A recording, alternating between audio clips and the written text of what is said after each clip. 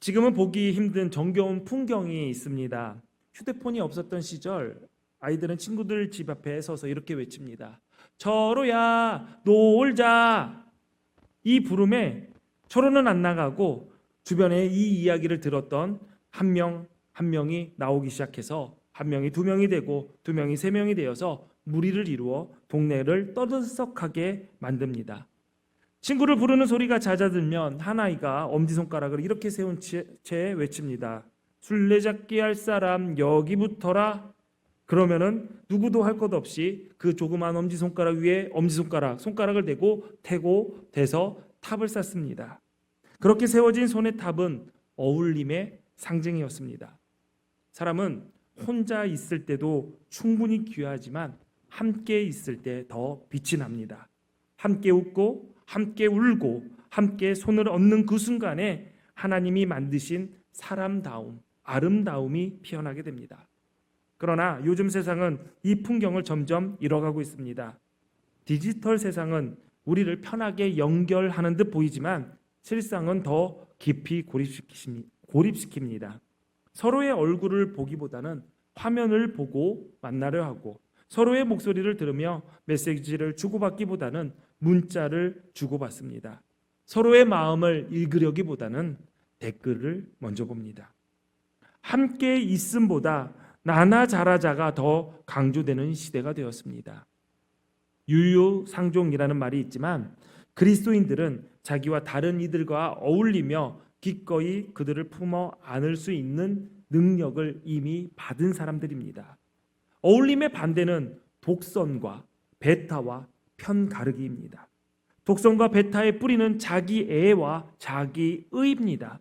편가르기는 나의 영향력이 얼만큼 되나, 저 사람에게 미치게 되나, 미치고 있나, 그렇지 않는가를 확인하는 자기애와 자기의에 똑같이 뿌리를 두고 있습니다.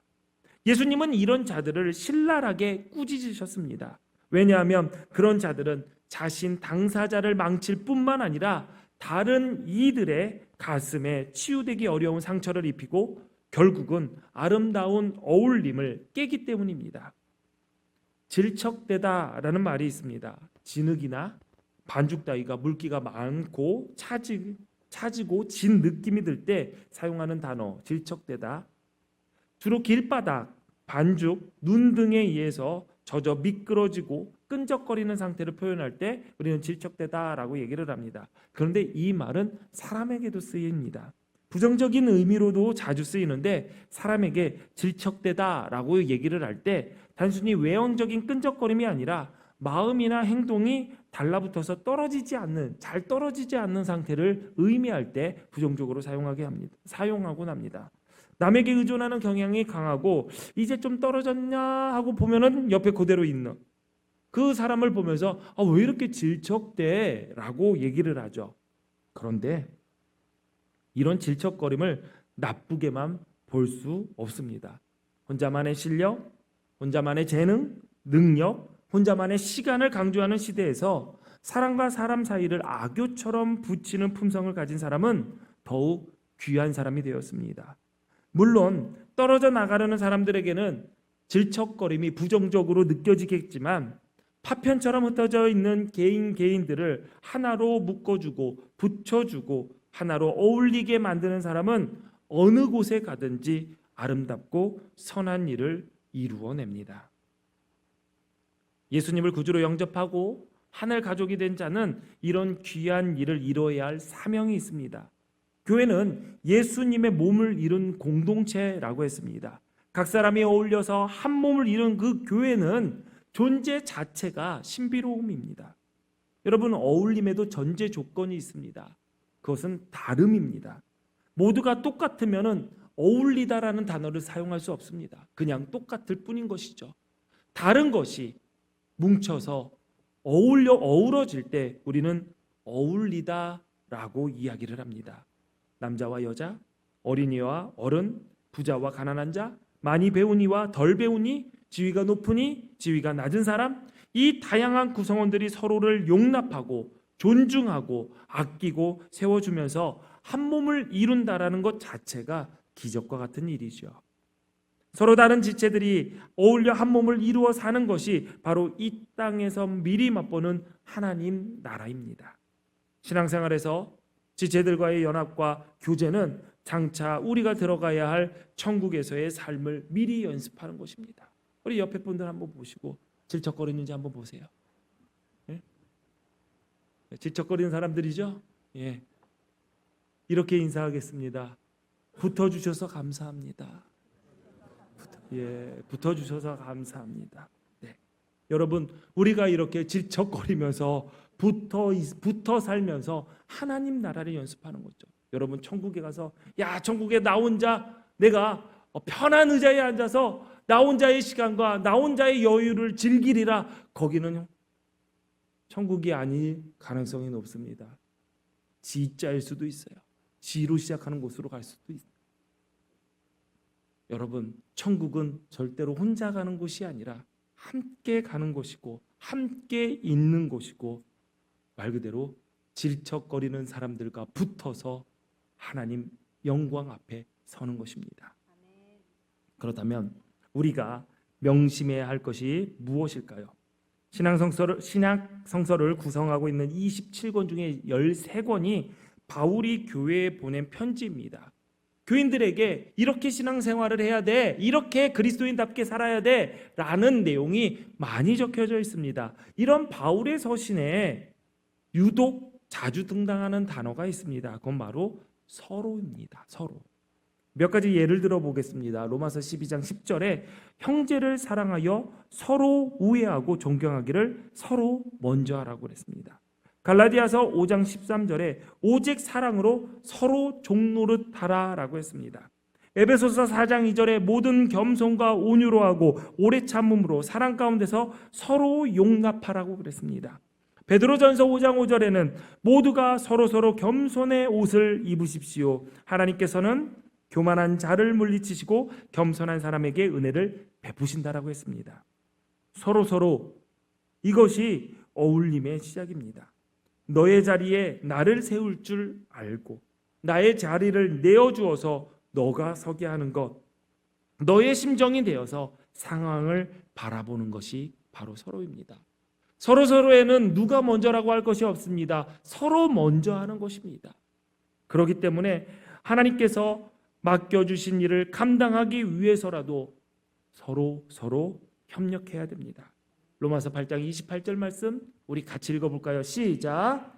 우리가 알거니와 하나님을 사랑하는 자 곧 그의 뜻대로 부르심을 입은 자들에게는 모든 것이 합력하여 선을 이루느니라. 아멘. 우리 안에서 착한 일을 시작하시는 그분께서 그리스도 예수의 날까지 그 일을 이루실 것이라는 믿음이 있다면 우리는 서로 그 착한 일을 이루기 위해 힘을 모으는 자가 되어야 됩니다. 그러기 위해서는 서로에게 마음을 열어야 됩니다. 여러분이 이 교회 공동체에 속하시면서 여러분 이 교회를 향해 이 공동체를 향해 서로의 지체를 향해 서로 마음을 여셨습니까? 어떤 분에게 물어봤어요. 자꾸 도망가요. 인사도 눈 마주칠까 봐 약간 45도로 밑으로 내려요. 그래서 눈이라도 마주치면 인사하고 안 마주치면 슉 사라져요. 그래서 제가 붙잡았어요. 저 그런 꼴 못 보거든요. 잠깐만요 하고 딱 잡고 언제 마음을 열고 우리 공동체에 같이 속하실 겁니까? 등록도 다 했어요. 예배도 그러니까 한 2년 얘기하더라고요. 근데 그 2년 어떻게 됐을까요? 벌써 지났어요. 2년 지났습니다. 그랬더니 1년이 좀 더 필요한 것 같은데 그러다 천국 가요. 주님 만나게 될 것입니다. 자, 어떤 청년도 저한테 얘기를 하더라고요. 3년이 필요합니다. 그래, 그러면은 나랑 약속하자. 1년 차까지 몇 프로 열 것인가? 2년 차까지 몇 프로 열 것인가? 3년 차에 그것도 몇 월에 얼마나 열고 들어올 것인가? 거기에 대해서 분명히 매달 나에게 보고해라. 내가 지금 1.4% 열었습니다. 그 1.4%를 열기 위해서 내가 이러한 일을 했습니다. 그것을 나에게 얘기를 해라. 그렇지 않으면 너 3년 금방 지나간다. 그랬더니 힝 하면서 가요. 웃기는 소리라는 거죠. 3년 후에요. 문 안 열립니다. 정말 어려운 게 마음의 문 여는 겁니다. 여러분, 시간이 된다고 지났다고 마음의 문이 열리던가요? 그러면은요, 시간 오래 지났으니까 우리 북한하고 통일해야지요. 마음의 문을 열고. 정치권을 보면은 그렇게 붙어 있으면서 왜 서로를 향해 마음의 문을 열지 않고 네 잘났네, 아니 나 잘났네, 너 못났네, 네 잘못했네, 잘못한 거 있으면은 이거 네가 한 거잖아, 아니야 네가 한 거잖아, 네가 한 거잖아. 왜 그렇게 싸울까요? 좀 마음의 문을 열면 안 될까요? 전라도와 경상도는 왜 그럴까요? 왜 마음의 문을 안 열을까요?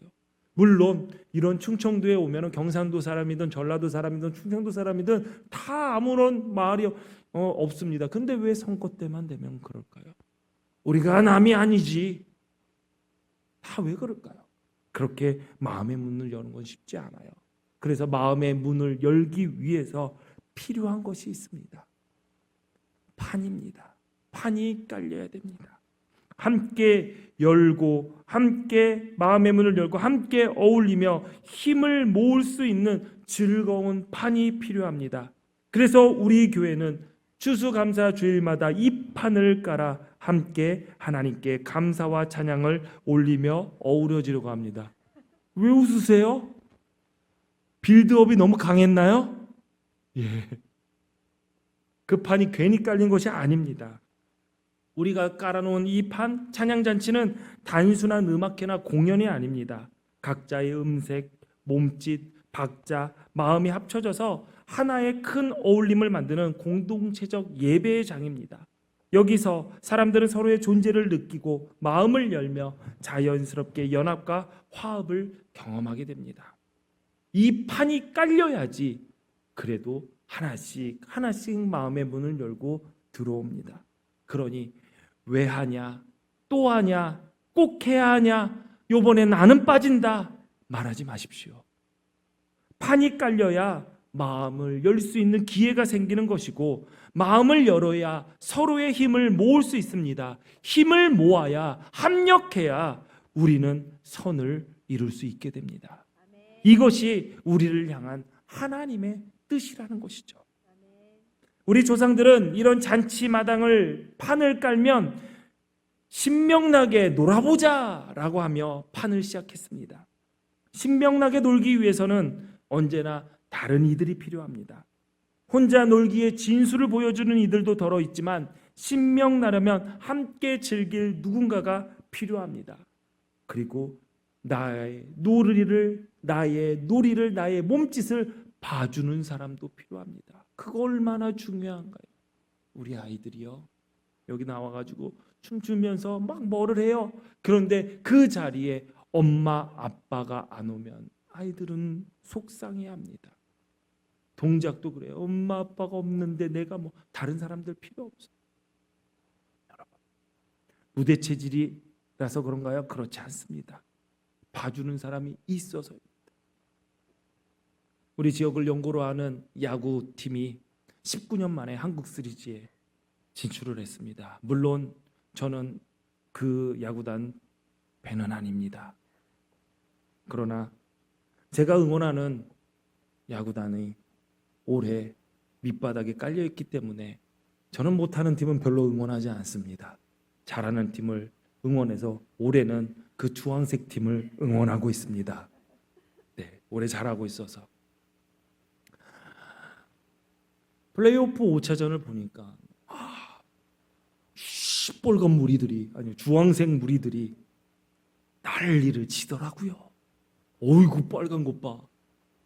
저는 하이라이트를 보는데 눈 아파서 볼 수가 없는 거야. 그런데 그 눈 아픈 관중들 앞에서 선수들이 두 팔을 들고 표효를 하고 막 몸짓을 부리면서 환호를 합니다. 잘할 때.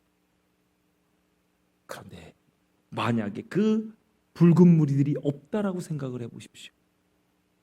여러분, 그 사람들이 소리를 지를까요? 어디를 보고 손을 흔들까요?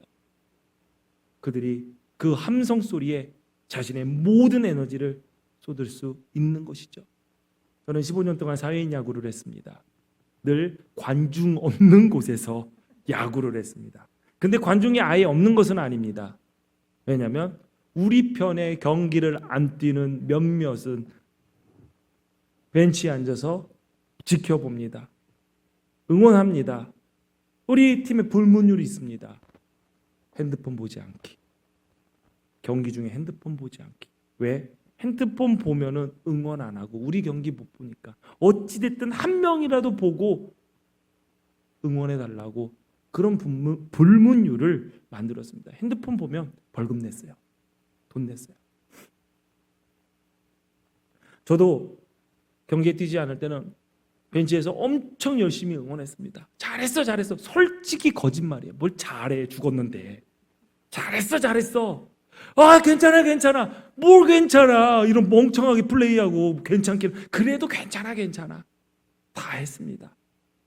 그러면 지들이 진짜 잘하는 줄 알고 진짜 괜찮은 줄 알고 열심히 최선을 다합니다.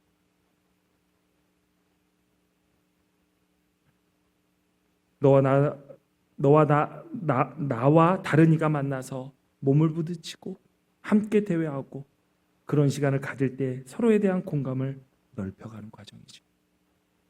지난주 저는 점심 식사를 마치고 교회 구석구석에서 현란하게 몸을 움직이며 준비하는 여러 팀들을 둘러보았습니다.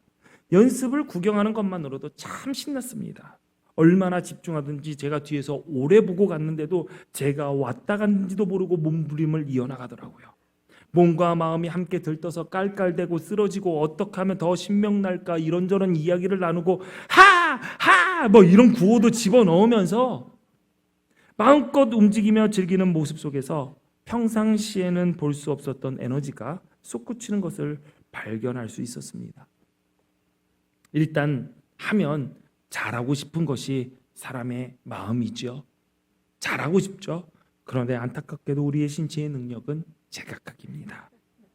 매년 추수감사 찬양잔치에서 현란한 몸놀림으로 박수받으며 눈에 띄는 사람들도 아름다웠지만 어리숙하고 정제되지 않는 몸놀림과 호적거림으로 우리를 더 즐겁게 한 분들도 있었습니다. 비록 내가 노래와 춤에 전혀 소질이 없다 할지라도 우리의 잔치판에서는 떠오르는 스타, 라이징 스타가 될 수 있습니다. 굳이 상도 없고 이길 필요도 없는 상황에서 오히려 모두를 웃게 해줄 수 있는 몸치들이 이 판의 스타이자 영웅입니다. 올해에는 지금까지 굳건히 지키고 있는 우리 교회 대표 몸치들의 세대 교체가 이루어지기를 기대하고 있습니다. 교회 다니면서도 우리의 사귐은 몸을 매개로 하는 경우가 많지 않았습니다. 신앙생활은 영혼이나 영성이 중요하다고 생각하기 때문에 몸은 그다지 중요한 위치에 있지 못한 것이 사실입니다. 몸은 그냥 어떨 때 쓰죠? 봉사할 때나 청소할 때나 쓰는 것이라고 생각을 하죠. 하지만 우리의 몸이야말로 하나님의 영이 거하시는 거룩한 성전입니다. 몸이 사라지면 영도 흩어지기 마련이죠. 몸이 편치 않으면 정신도 흐려집니다. 몸이 아프면 성격 좋은 사람 다 필요 없습니다. 예민해집니다. 몸과 마음은 서로에게 속해 있는 하나입니다. 우리가 몸을 아끼고 건강하게 유지해야 되는 까닭이 바로 여기에 있습니다. 우리의 몸은 하나님께서 거하시는 거룩한 성전, 하나님의 일을 감당하는 수단이기 때문입니다. 찬양잔치는 이 몸을 주신 하나님께 드리는 감사의 예배입니다. 몸을 매개로 해서 드리는 예배입니다. 여기에 우리는 하나를 더 생각할 것이 있습니다. 예배는 감사로 드리는 것입니다.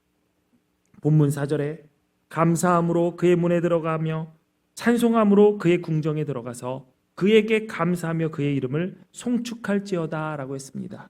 시편 50편 23절에 감사로 제사를 드리는 자가 나를 영화롭게 하나니 그의 행위를 옳게 하는 자에게 내가 하나님의 구원을 보이리라 라고 했습니다. 우리가 예배 드리는 것, 제사 드리는 것도 감사로 드려야 하나님께서 영광 받으신다라고 했습니다.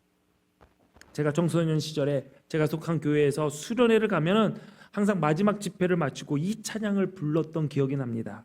감사함으로 그 문에 들어가며 그의 궁정에 들어가 주께 감사드리며 그 이름을 송축할지어다.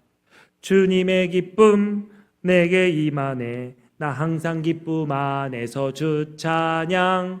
주님의 기쁨 내게 임하네. 나 기쁜 찬송 주께 드리네. 내가 밑에 가사를 깔아놓은 거 같이 부르자라는 건데 몰라요? 제가 어렸을 때 불렀던 노래면은 여러분도 다 아실 것 같은데, 네, 이 찬양에 간단한 율동이 있었어요. 감사함으로 그 문에라는 이 가사가 딱 들으면 어느 누구도 할 것 없이 맞잡은 손을 위로 탁 치켜들어 문을 만듭니다. 그러면 그 문이 보이면은 사람들이 손을 잡고 그 문을 통과하는 거예요. 그래서 그 이름을 송축할지어다라고 할 때 같이 원을 만들고 그 문을 통과한 사람들이 원을 만들고 앞으로 갔다 뒤로 갔다 왔다 갔다 단순한 율동이었어요.